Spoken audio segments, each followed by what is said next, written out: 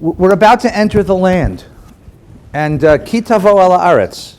You've spent all these years in slavery, all these years in exile, all these years struggling, and now all these years on the journey between Egypt and Canaan. Ki Tavo ala Aretz. You're about to enter the land. What do you need to know? What is Moses' imperative? And particularly, having given us all these laws, this whole book of law, about how to live holy lives and create the just society. What are the insurances? What are the mechanisms by which he's going to keep fidelity to that ideal?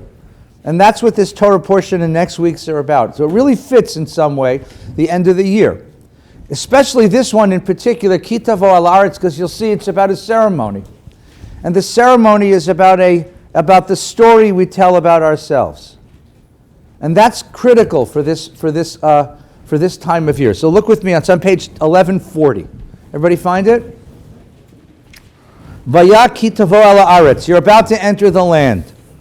Asher Adonai Elohecha noten lecha, that God is giving you as a heritage, and you possess it and settle it. So you're going to live there.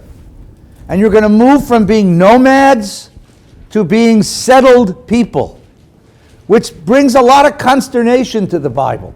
Because the nomad, we talked about this a week or two ago, the nomad is a person who understands that he is completely dependent.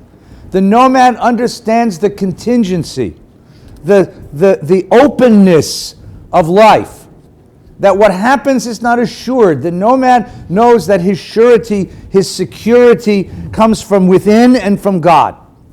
The settled person builds structures like this one. Build structures with ceilings. And when you build a structure with ceilings, you forget that there's a world outside. And you think, I created this.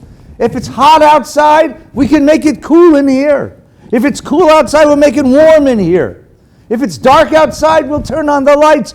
This is our world. We created it. We are the masters of our world. We are the masters of our destiny. Who needs all of this divine legislation? And who is this God telling me what to do anyway? That's the Bible's fear. We saw this earlier in the book of Deuteronomy. You're going to end it. You're going to come to this land, build homes, build farms, settle there, raise crops, and you're going to say, "Look what I created. Look at the work of my hands did." And you're going to forget that this was a gift, and you're going to forget the moral responsibilities that come with this, and you're going to forget that this was a gift given by the goodness of your ancestors. That you didn't earn this. You're going to forget all that. The Bible is the book of Deuteronomy loves the desert because the desert is a place of moral purity, and it really suspects cities.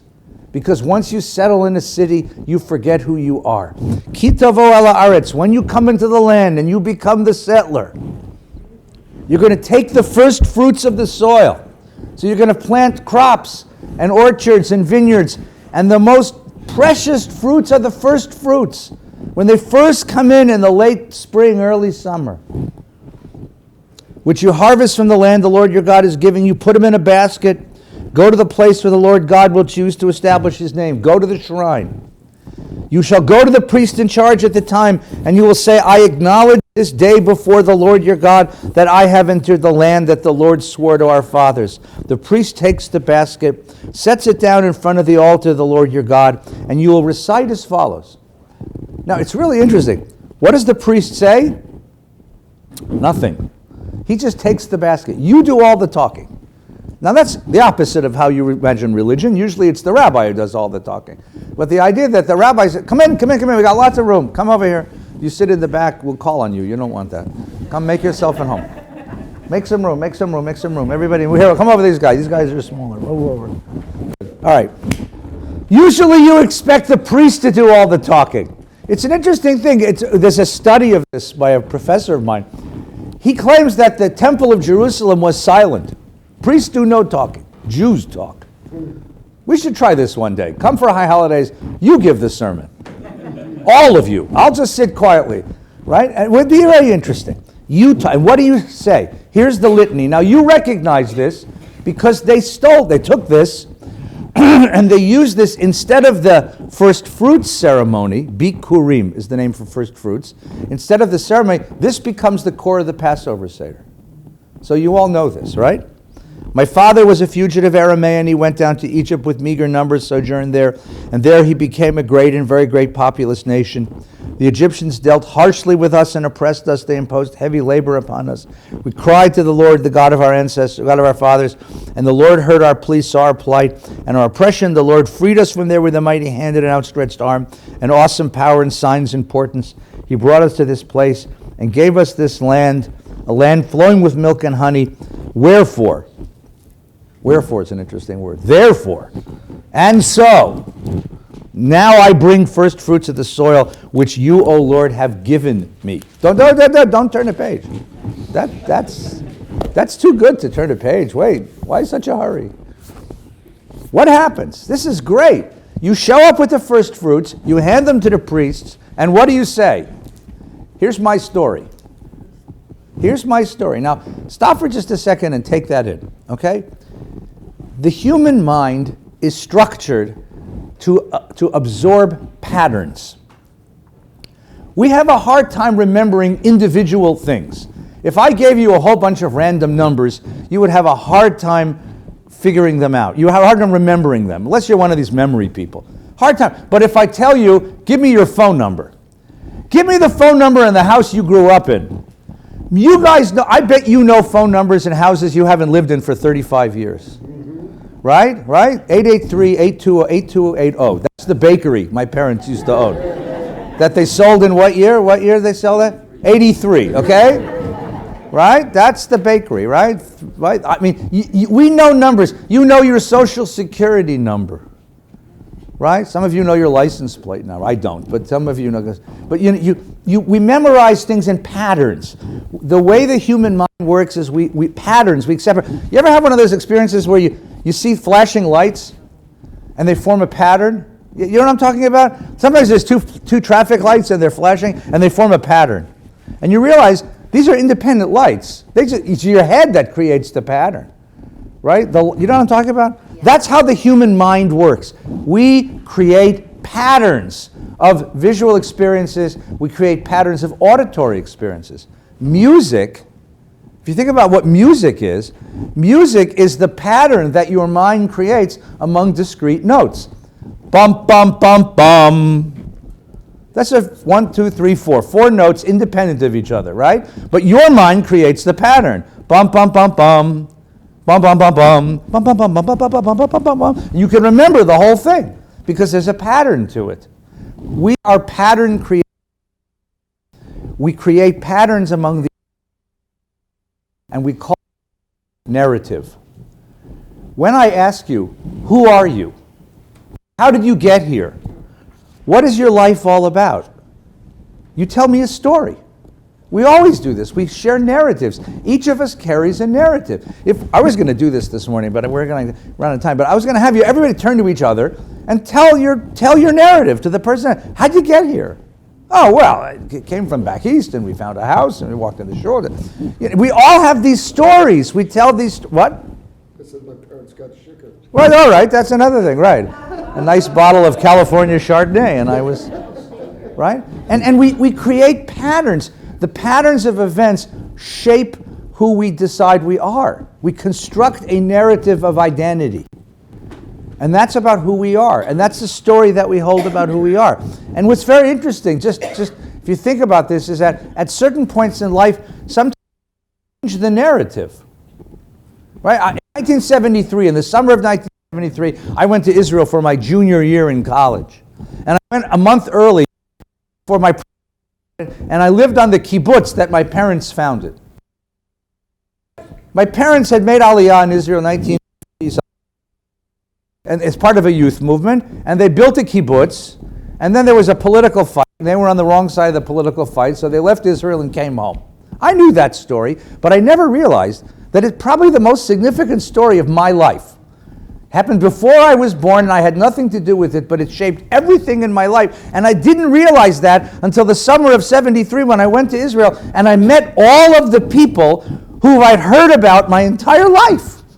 There's a whole cast of characters that were significant that I'd never met. I just heard about them. Amram and Benny and Rena and Chava, right? And Aaron and all these people who were critical characters in the story of my life. I never met them. And when I met them, the most amazing thing is people I'd never met before in my life. When I walked into their homes and sat with them, I was immediately family.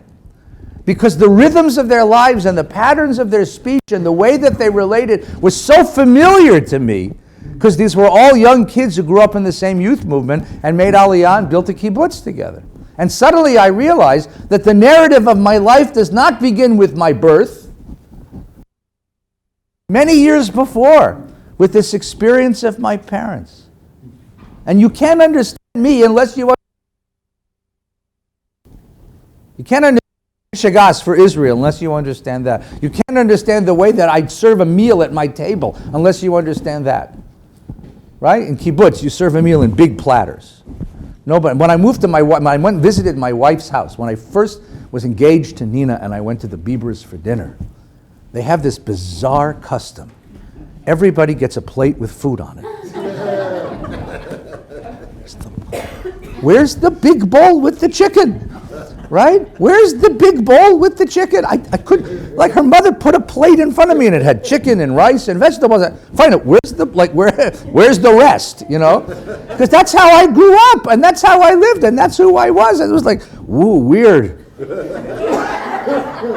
And then at one point I reached over to taste something on her plate and she said, no, we don't do that here. Why not? Yours looks better than mine. Why shouldn't I want it? We don't do that. We don't touch each other's food. Really?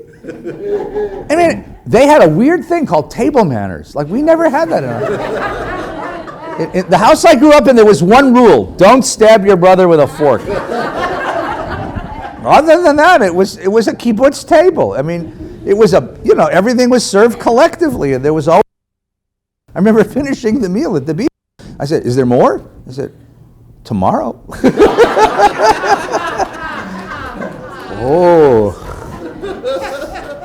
Oh, that's weird. But you see the patterns of life that shape you, even in very subtle ways. And so the story of your life might begin before you were born. The events that shape your character might have happened before you were born. The events another interesting change in life. If anyone's ever been through therapy, one of the functions of therapy is that a therapist listens to your story and then says to you, what if we were to tell the story differently? And helps you change the story. I've done this many times. I'm not a good therapist because I talk too much, but a person will come and tell me how miserable they are, how ungrateful their children are, how lonely they are. And then I'll stop and say, but what are your blessings? And they'll say, well, of course, I have this and this and that. I said, all right, so let's tell the story again. Look how lucky you are. Your children are independent. They don't need you. Right? A lot of children just want from their parents. Your kids don't need you. Isn't that marvelous? Person says, I never thought of it that way, right? It's a different story. It's the same facts. It's a different pattern. It's like redrawing. Remember those connect the dots puzzles when we were kids? It's redrawing the line among the dots. You redirect the narrative to a different story. You end up with a different pattern. And by redirecting the narrative into a different pattern, you create a different human being. Now, why is this important? Because the story I tell about myself changes me. It determines who I am, how I look at the world. It's the map of the world that I live in. The map of the world that I live in. Right? The person who says, I'm cursed, I'm a jinx, everything I touch falls apart, I have no value in the world, lives in a certain world because he carries a certain map in his head.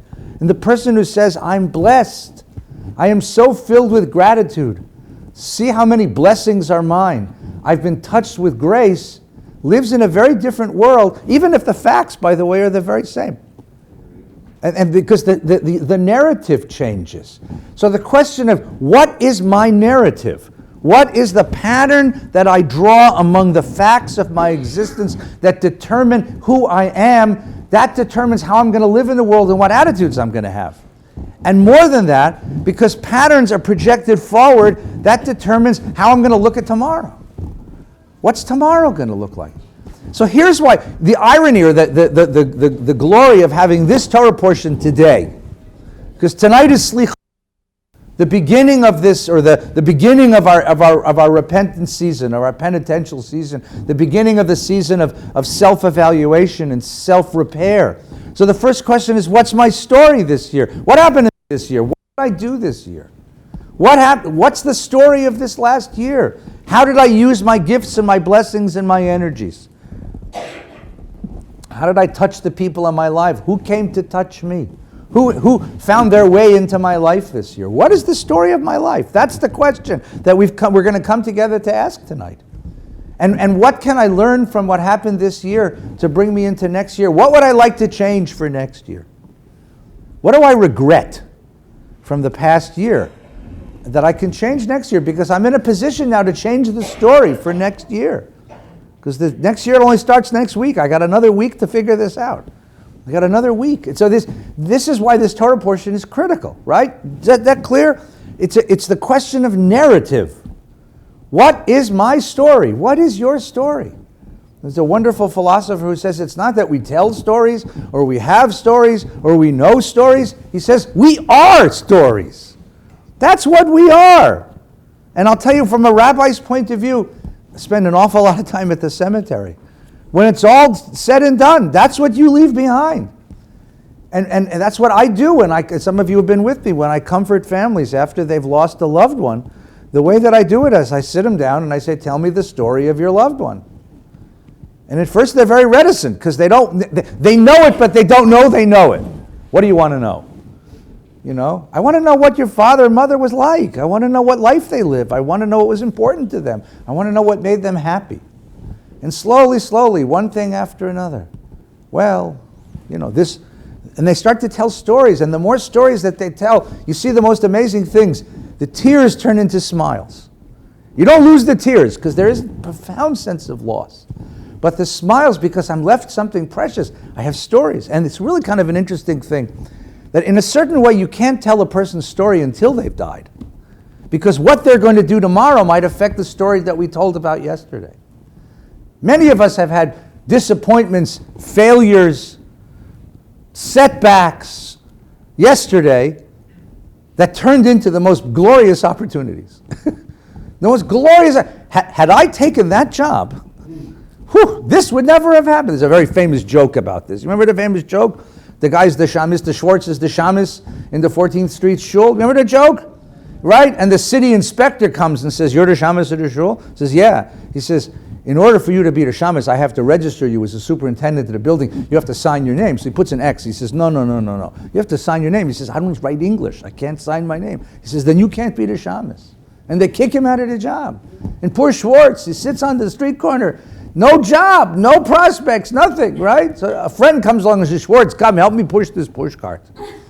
And he pushes the push cart, and from the first push cart, it become 2 push carts, and then 4 push carts, and then 4 push carts in a warehouse where they keep the stuff, and then 10 push carts and a small store, and then a big store, and then a chain of stores, and pretty soon an international retail corporation. And when they interview him on the cover of Fortune magazine, they say, to what do you attribute your great success? He says, that I'm illiterate.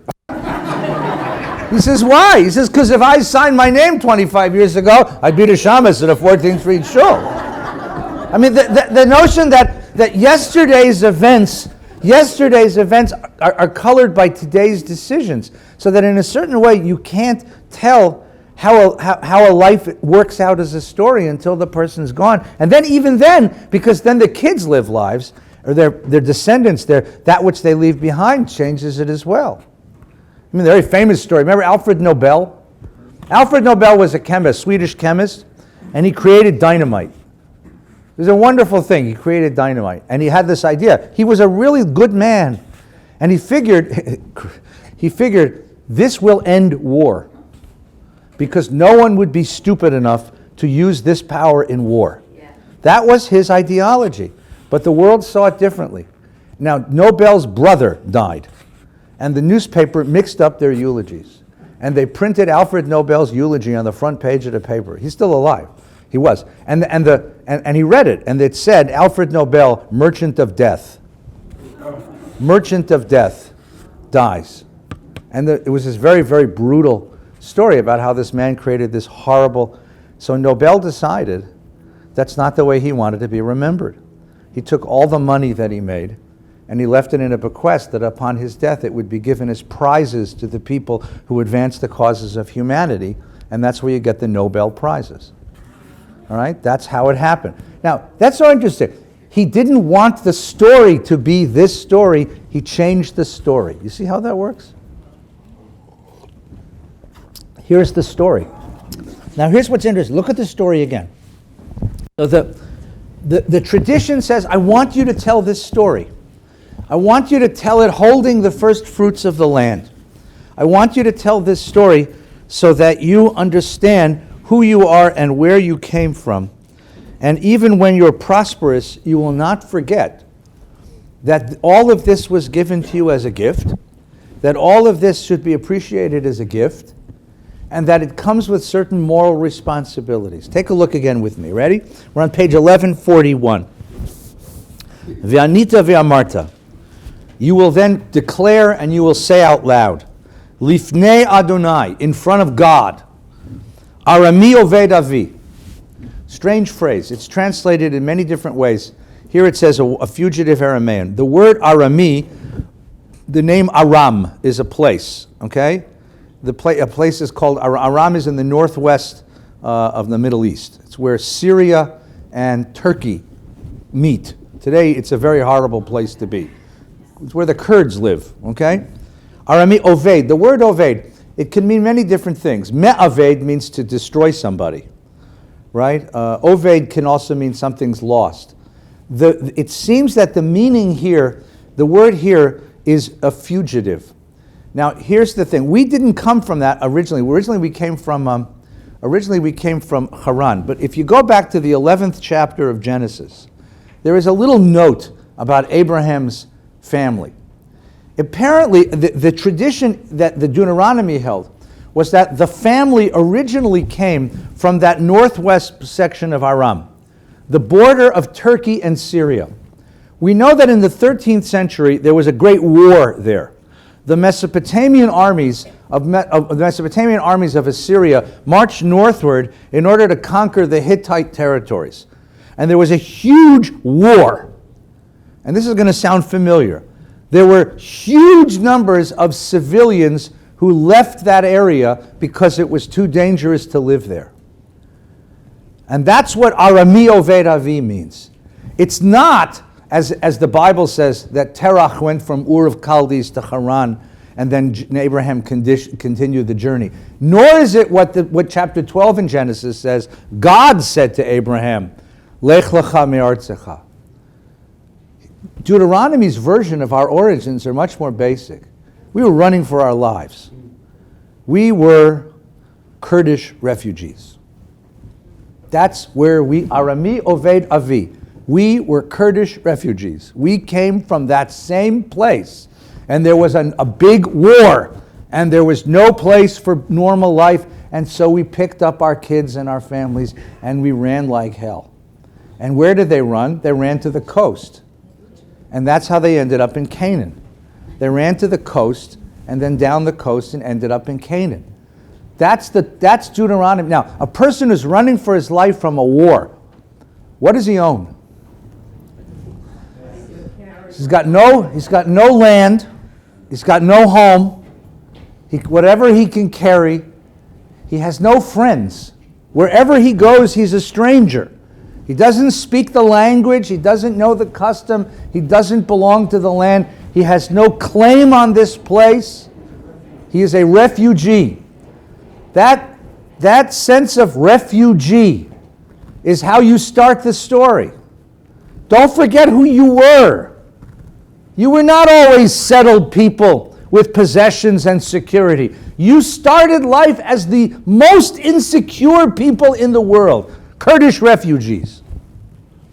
And there was no United Nations, Human Rights Commission to protect you. There was no There was no protection. You began in the condition of utter powerlessness and utter possessionlessness.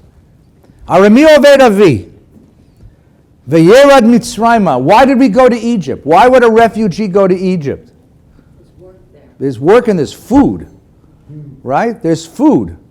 And it's easy to find. How do you get to Egypt? It's simple. You go to the coast, turn left, and keep walking. As long as the ocean's on your right, Egypt will be ahead of you. Right? That's how you get there. Vayagar sham b'matei ma'at vayihi sham legoy gadol atzum v'rav. And we prospered in that place. But wait. We went from being refugees to a lower state. Is there anything in the world lower than a refugee?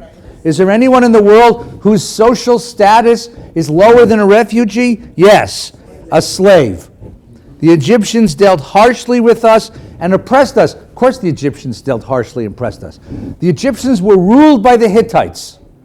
The Hittites were those same people from the Syrian-Turkish border. When the native Egyptians rose up and pushed the Hittites out, they found themselves possessed of these large population of Hittite refugees. What do you do with the refugees of the people who were oppressing you before? You enslave them, you resent them, you hate them. You hate them. Right? So what happens? They were enslaved. So now we went from being refugees to being slaves, which is the lowest social status. People virtually invisible. And that's an interesting metaphor, just the invisibility. Refugees are invisible and slaves are even more invisible. That is, they have no perception, have no reality in a social structure. There's nothing to be concerned about. Social rubbish. There's no one there whose rights or needs or values or inner life you have to worry about. This is social rubbish. We were the enemy, even though we were innocent, and then we were enslaved. And they dealt harshly with us, and they imposed labor upon us, and we cried to God. Now, typically in the world, might makes right. Typically in the world, that's the way things stay. And here is the great revolution of Jewish moral spirituality. The Lord, the God of our fathers, we cried out to the Lord, the God of our fathers, and the Lord heard our plea and saw our plight, our misery, and our oppression. And the Lord freed us from Egypt with a mighty hand and an outstretched arm. Gods are supposed to love power. Gods are all about, in the ancient world, gods are all about power. I got news for you. In contemporary world, it's the same as well. Power. Power is attractive. Power is glorious. Powerlessness is nothing we want to have any truck with. So gods are supposed to protect the social structure. Gods are not supposed to intervene on the plight of slaves. Why would a god want to save slaves? Why wouldn't a god want to save kings? For that matter, if you had a choice of what narrative to tell about yourself, why would you choose to tell this narrative? Why not stick this narrative under the rug and tell a narrative about how we are all descendant of angels and we're all gods and kings? This is a very odd narrative to choose. Everybody wants to be glorious. Nobody wants to be a schlepper, right? You ever watch those television shows where they regress people to their past lives? There was this fellow on television who used to do this, right? So I watched him once. It was just this wonderful housewife from Yechopisville, New Jersey. A lady in a house dress. She's a nice lady. She said, "Who was I?" She said, "You were Cleopatra, and then you were Empress Josephine, right? And then you were Mamie Vanderbilt, and now you're Mrs. Floor Flusher from Flushing, New York, right? Nobody was Napoleon's horse valet. Nobody was the chambermaid. The whole world was kings and queens. Everybody wants, I was a king, I was a queen. No, you were a schlepper.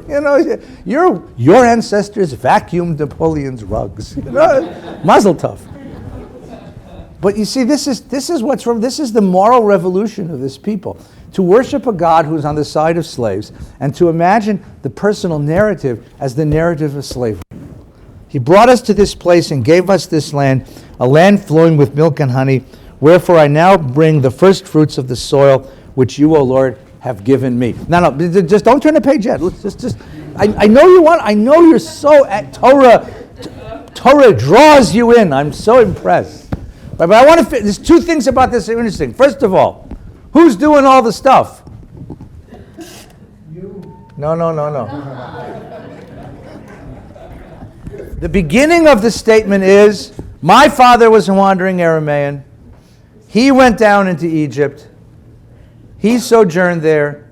He became a great people. They oppressed us, right? That's the human side of the story. What's the story of human history according to this narrative? God saved us. No, that's later. Up to now, what's the story? Brutality. What you can expect of people is what? Brutality. Look at the story again. The first half of it's all human. There's no God until you get to verse 7. Right? Even half of verse 7. 6.5.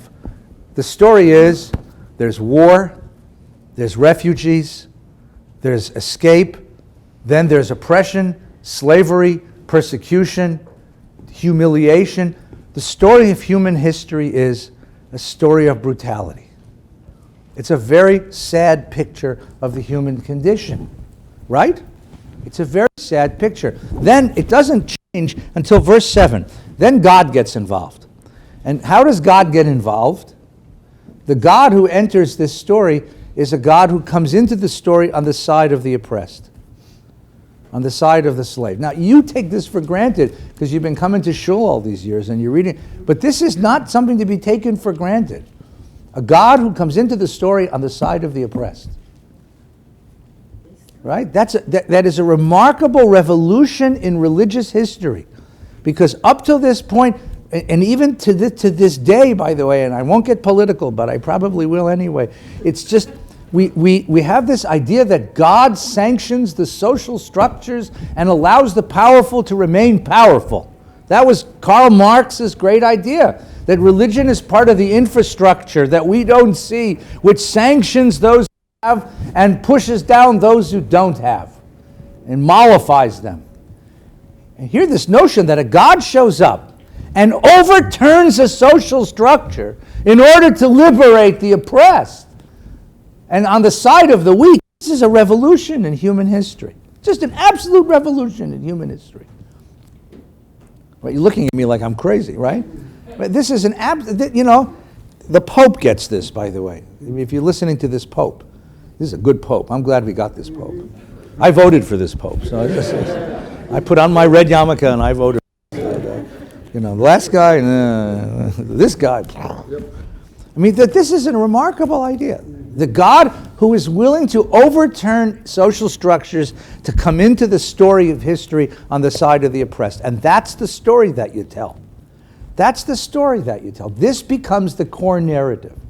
That's why they put it at the heart of the Pesach story. But here you see, it wasn't originally part of the Pesach story. It was part of this Bikurim ritual, which is first fruits, which would put it in the late spring, around Shavuos, right? And then what's interesting is that the way it's laid out in the Torah, we put it here, which is around Rosh Hashanah. This now becomes the Rosh Hashanah story. So who am I and where am I in the narrative? Who am I and where am I on the map? I am the child of this refugee. I am the child of this ex-slave. I am the child of this oppression. I am the first generation to have enough. But I know, I don't take this enough for granted because I know how fragile it all is. I know that we haven't had it for very long. I know that I'm not used to it, I'm not used to it. It's not me yet. It still doesn't become, I don't wear it easily. I don't wear it comfortably. That's the narrative. Now the question is, think of, for just a moment, because we got a few more minutes, think of both personal and collective narratives. But we're watching the beginning of a presidential campaign, right? Think of the narratives about America that we're going to be hearing. And listen to the candidates. Forget the policy stuff, because it's all nonsense anyway, because they can't talk policy. But listen to their narratives of American life and how they describe America. And what's the American narrative? Who is included in the American narrative? Why the country exists, what its purposes are. That's what's so interesting. And listen to the differences between those narratives. That's one of the... Listen to the Jewish narrative. Listen to the Israeli narrative and the Jewish narrative. Listen to our narratives. We're at a generational break now in Jewish life when the narrative of one generation is receding and the narrative of another generation is rising. The narrative of a generation past was a narrative of Holocaust and salvation, of being saved from Holocaust and the constant sense of responding to Holocaust. If you have kids or grandkids or friends who are under the age of 40, they don't resonate to that language. That's why this Iran vote was so very interesting. I'm going to be quoted in the newspaper saying something very radical, which is, to me, the crisis wasn't Iran. The crisis is the division, the generational division in identification with Israel. Young American Jews don't get what their parents and grandparents get. They have a very different narrative of why Israel and what Jewish life is about. It's a very different narrative. What narratives do we tell about ourselves? That's what this story, that's the question that this says, that this asks right now. Then there's personal narratives. What's your personal narrative? Tonight's slichos. The tradition of slichot is to come out. Actually, I wrote this. The tradition is to go by yourself, not to come to shul. But don't do this, right? You're supposed to go out to the forest and get, what's my personal story? What's my personal story? And tell your story. And then ask yourself, is that the story I want to carry? Is this the map of the world I want to have in front of me for the new year? Okay, stop a second, everybody. Questions, comments, counter sermons? Yes, please. You're talking about advertising. Advertising. So why am I talking about advertising? How do you present it? Yeah. Advertising is an interesting thing. Advertisements are 60-second salvation dramas, right? My life was empty because my underarms were suspect. And now I have found, Quick and Stop, and now I am sexy, attractive. So what they're trying to do is adjust your narrative. I mean, that's what advertisements are trying to do, is adjust your narrative. Can I ask you a question? Am I crazy? Or is like every advertisement for some sort of erectile dysfunction drug? Maybe it's just me because I'm an old guy, but every ad is these people who, are like our age, but like much more attractive, right? Walking with each other, and if he had taken the pill, they wouldn't be playing tennis right now. Can we go back to the time when that was whispered and not shouted? Is that so much to ask? It's just like, all right, I'm fine. I mean, I'm sorry. Do you know what I'm talking about? I mean, all of these bathtubs and walks in the woods and fellas throwing footballs through hoops and pole vaulters. I don't know. It's just all of this stuff. It's just like enough, right? I do. And then you open a magazine and it's right there. I mean, 400,000 refugees from Syria. But the real problem is that when the time is right, you might not be ready. Holy cow, wouldn't that be horrible? The time would be right and I wouldn't be ready. What? I have to talk about this with you because I can't do this in shul. It's like it's too prurient. But this is like the worst tragedy of American existence, right? The time will be right, and you just won't be able to. Nebuch,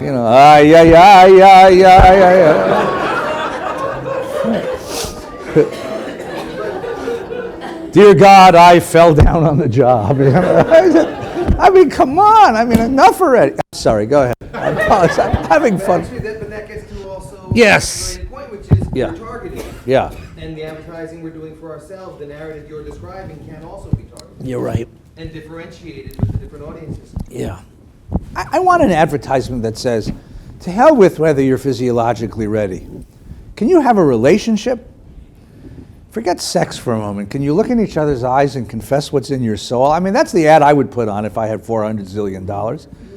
Because the people that I counsel, the people that I counsel in my office, the people that come through my office are not suffering from erectile dysfunction, they're functioning from spiritual dysfunction, which is that at certain points in life, people forget that the purpose of life is to connect with another soul. And they want sex right away because that masks the fact that you're just dressed dreadfully lonely. And the other person, and you're not ready to really open yourself and gain, because you have to face the vulnerability of revealing yourself to another human being, and that's really scary, and some people are just having difficulty doing that. And that's Match.com advertising. Yeah, maybe. Match.com, that cheery fellow, what's his name? Oh, we can set you up in 15 minutes, all right, you're right, yeah.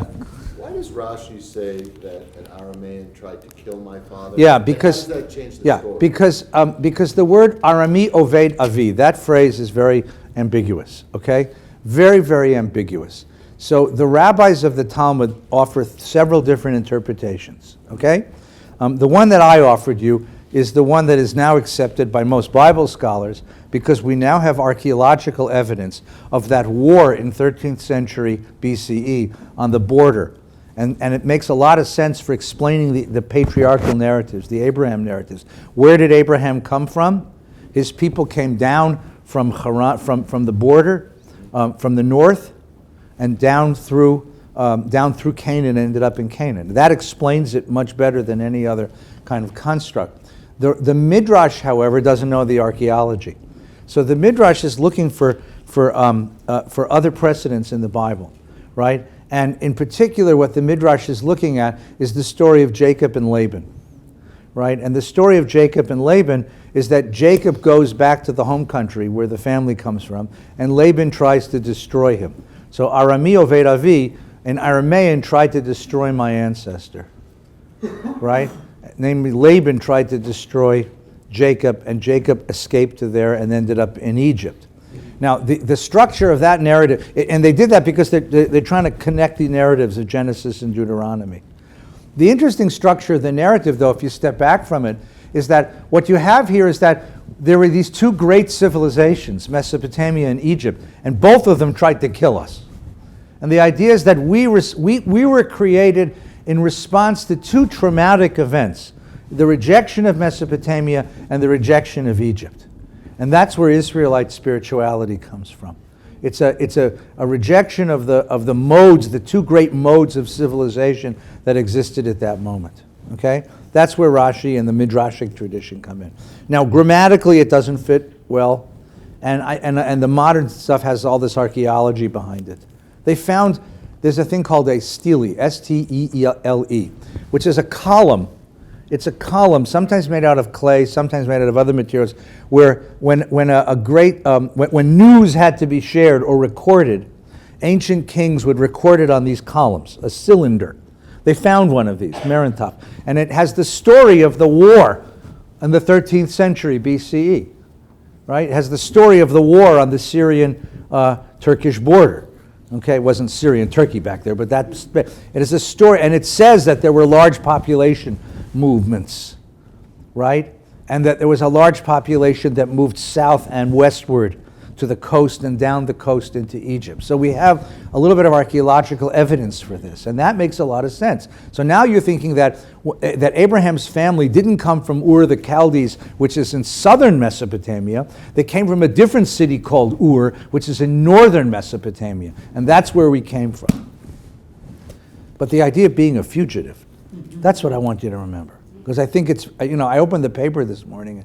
You're listening to NPR this morning, right? It just breaks your heart. I mean, and you have to remember, that was us. I mean, that's what the Torah is trying to say to you. I know you live in a nice house, and I know you have, nice things, but that you have to remember where you came from. The contrast between that fugitive and the guy who stands with a basket full of fruits and vegetables grown on his land, standing in the presence of his family, in his priest, in the place where God has chosen, that contrast is what the declaration is trying to get out. Yeah. It occurred to me that the statement on page 1141 Yeah.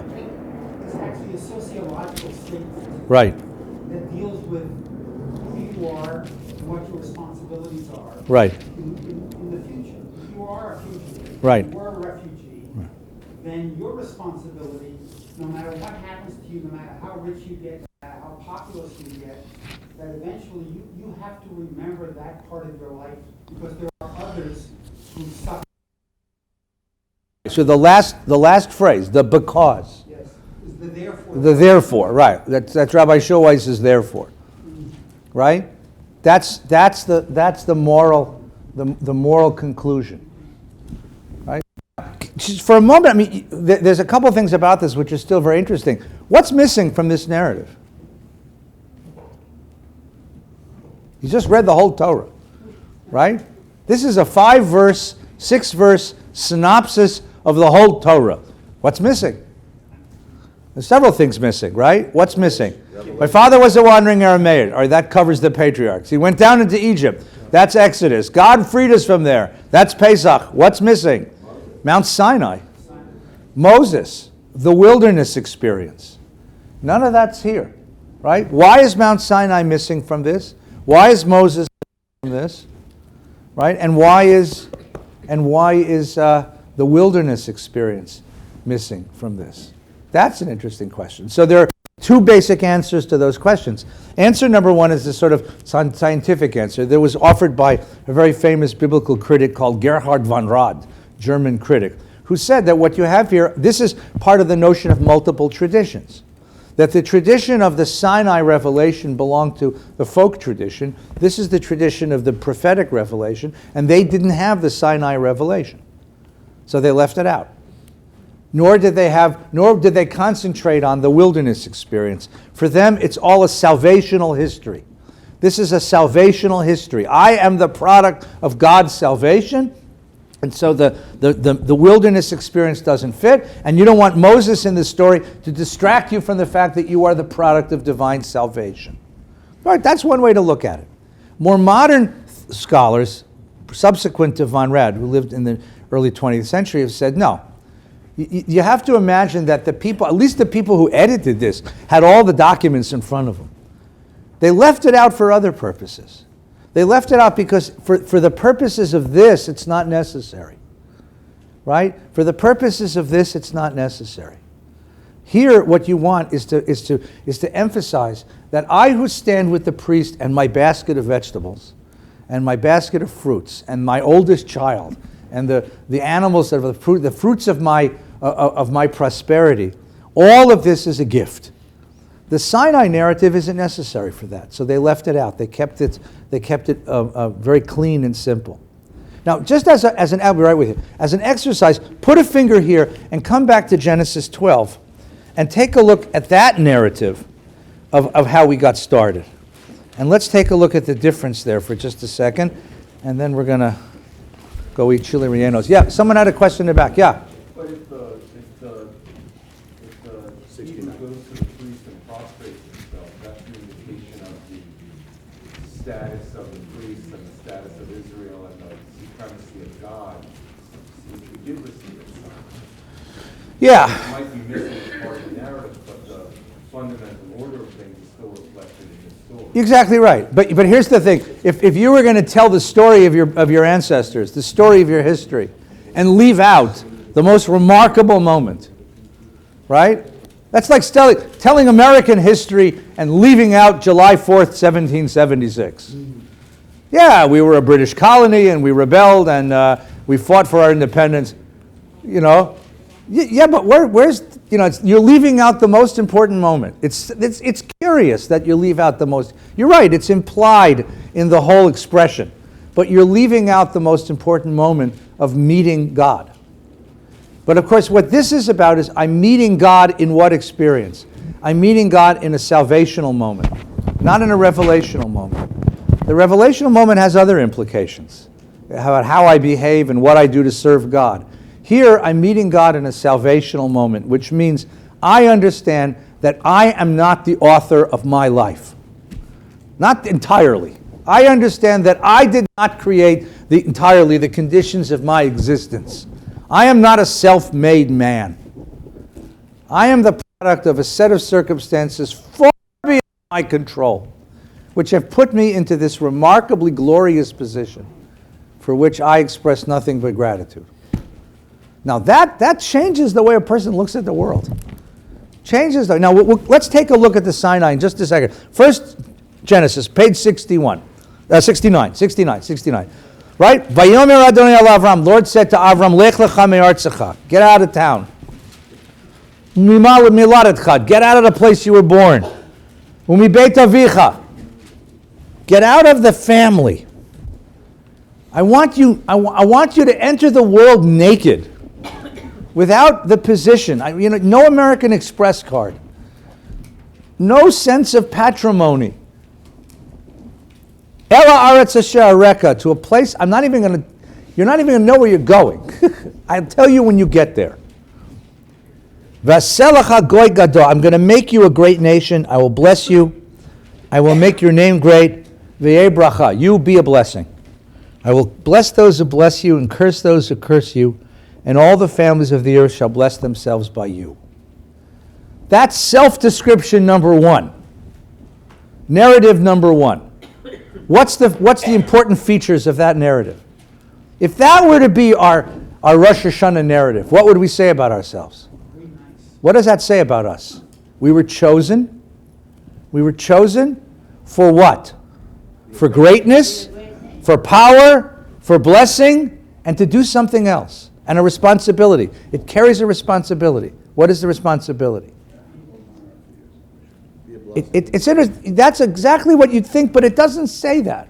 It doesn't say, worship me, believe in me, spread my word, right? Jesus says that at the end of the book of Matthew. He says to his friends, go out and spread this among the Jews and the Goyim, right? And that's the Jesus narrative. This narrative doesn't say it. That's not the responsibility. It's interesting. You'd think it would be. You'd really expect it to be. That's what you're waiting for. It doesn't say it. What is the responsibility of this people? Hayei bracha, be a blessing. To whom? Not to God. Don't be a blessing to me. That's what you'd expect him to say. No. Kol mishpachot v'nivrachu b'cha, kol mishpachot ha'adama. All the peoples of you are to be the blessing within the families of humanity. That's self-description number one. Okay? Now, turn to Exodus 19. I'm sorry to make you turn so many pages. Actually, I'm not so sorry to make you turn so many pages. It's good for you.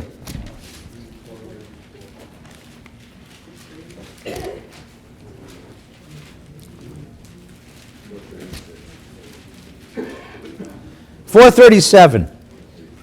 We are at Mount Sinai. The mountain is quaking, there's smoke everywhere, there's all this noise in the air. Moses leads the people to the edge of the mountain. This is Hollywood special effects at its best. Right? Moses went up to God, it says. I love that. What a great line. And the Lord called him from the mountain, saying, thus you'll say to the house of Jacob and declare to the children of Israel, you have seen what I did to the Egyptians, how I bore you on eagle's wings and brought you to me. Now, if you obey me faithfully and keep my covenant, you will be my treasured possession among all the peoples. Indeed, all the earth is mine, but you will be to me Mamlechet Kohanim v'Goy Kadosh, a kingdom of priests and a holy nation. Self-description number two, what are we? What is important about this self-description?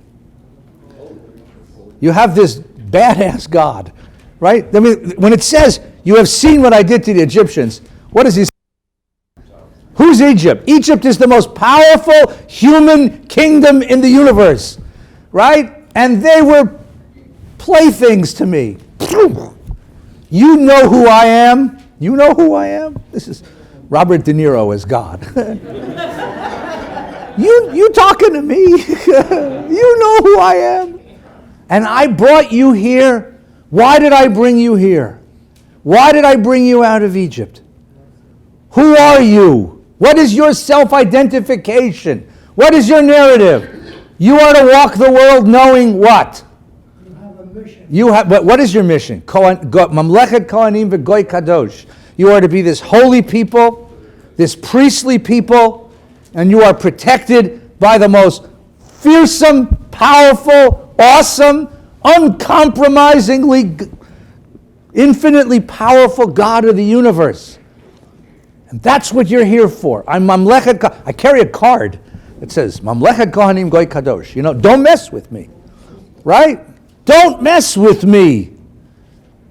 Don't mess with me. Right? I am Mamlechet Kohanim Goy Kadosh. That is my self-image. Now, you go from Lech Lecha to Mamlechet Kohanim V'Goy Kadosh. You go from get out of Egypt, get out of town, and be a blessing, to this one. You are to be the priestly people, the holy people in the world. Now come back to Ki Tavo. Who are you now? Who are you now? You are the grandchildren, you are the children of slaves and the grandchildren of refugees. You aren't so important anymore. Now we have three different visions. You see the three different ID cards. Three different visions of who and what we are. Lech Lecha, be a blessing. Exodus is God's protectorate, God's treasured possession. Mamlechet Kohanim Goy Kadosh. And now you get to this one. And what's this one say? Grandchildren of refugees, children of slaves. Right? Isn't it? Which one? So Jews, come on. Which one? What's in your wallet? What's in your soul? What's in your wallet? Which one of these is you? What do you mean all three of them? Come on. How can you have such disparate senses? In what? First of all, who writes a book with such disparate, crazy messages? One or the other. Give me a message. There's your advertising, right? Give me one of the rules of advertising is like, give me a message. Don't give me multiple messages. Give me a message. What's the message? The message of the Genesis text is, I took you from nothing, and all I need you to do is be a blessing. You have the power to bless. The message of Exodus is, right? I am protecting you. You're my treasured possession, and you have this glorious position in the world. And the message of Deuteronomy is, you have very little. But what you have is a gift. It's a gift. I want you to think of these three messages and answer for me, which one? Are you going to say something? Go ahead. Bakasha. The kingdom of priests is not in contradiction to Genesis, because what are priests doing?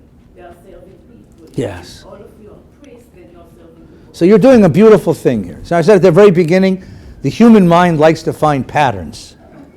Right? So you're saying, these are not three different messages. They're all three episodes of the same fundamental message. Right?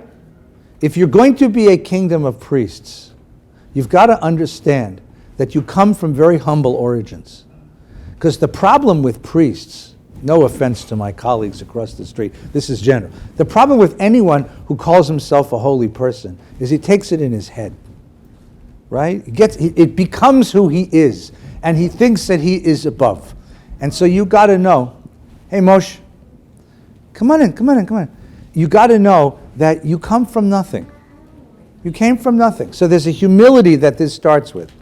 And you were raised from nothing to that, right? Only because you have this particular mission. So this is a way to create a pattern among the three. I think if the first one, there is no mention of Moses, Abraham, Jacob, or anybody exalted, because they want you to know that as a person, you have this relationship, and you shouldn't think of yourself as a special whatever. This is very nice.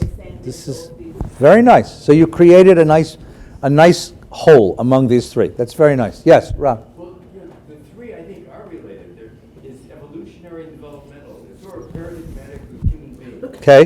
The first situation starts out in a very elementary, childish kind of thing. It's given to you and you're immature. And it moves up sort of into an adolescent type.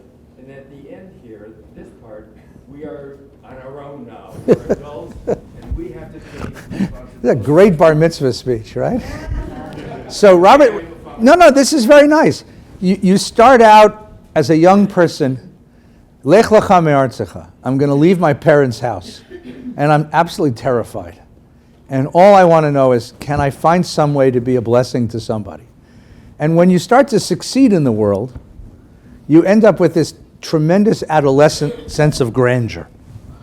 I don't know if any of you have ever had 17-year-olds in your lives, but You know, they are very grand creatures, these, like peacocks. They're preening, moral preening, Mamlecha goy niva goy kadosh, right? And then, as you grow old into life, what do you come to realize? If you come to realize, that I come from very humble places. I am a very humble person, right? But I'm carrying this basket of fruits. I may not have been goy kadosh, but I grow nice fruit. I can create small achievements in a very big world.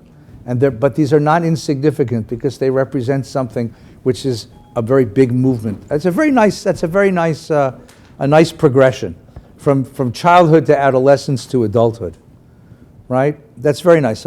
Jerry had your hand, yeah. I just wanted, since we're talking about the nation of priests and so forth, that there's this very interesting statement in the sort of preamble identifying the priest to whom you bring and to whom you speak.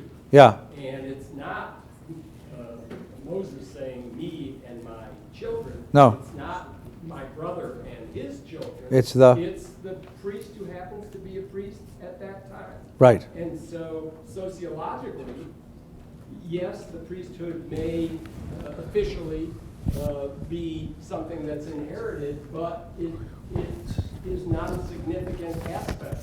The priests are not necessarily set apart as somebody who's really super special. Right. Later, just a functionary. We could tell the whole story all over again from the priest's point of view. What do you think happens to the priest? Priest as psychiatrist. Because what does the priest do?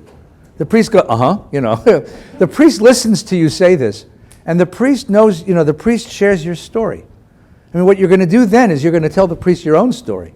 Let me tell you what's happened to me since, And the priest then gets to listen to you. It's an interesting job being a priest, listening to people's stories day after day and eating first fruits. It's a very interesting job. So tonight's Slichot, the beginning of this wonderful season, the question is, what's your story?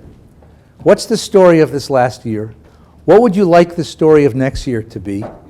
What's our story? What have we learned, we Jewish people, from our long history, a story of our history? What events out of that history do we choose to make the narrative? You choose events to create a narrative. It's a choice. It's a construction. What events do we choose out of that narrative to make our story? And then at the end, there's always a therefore. And what's the therefore? What are the imperatives, the obligations that flow from the narrative that we choose? Wish everybody Shana Tova, Happy New Year.